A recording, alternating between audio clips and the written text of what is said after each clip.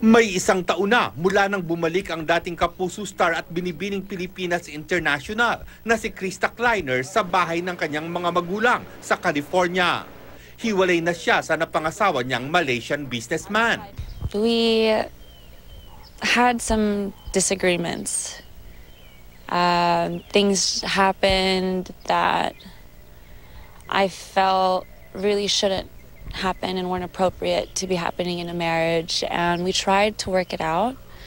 We really did, and it just wasn't something that could be fixed at that point. Sa pagbabalik sa Amerika, inabala ni Krista ang sarili sa pagbuo ng international career.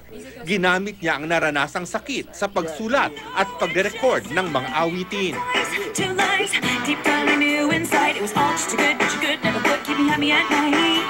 Isa ang Black Eyed Peas member na si Tabu sa mga naging mentor niya bilang recording artist.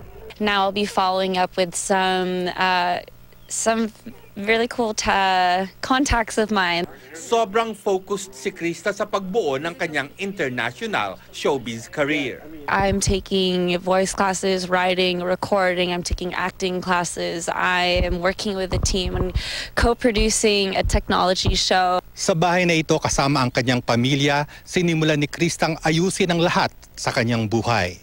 Sa ngayon daw, hindi pa siya handang magkaroon ng bagong pag-ibig. Pero, career muna ang kanyang aasikasuhin. Lars Santiago, GMA News.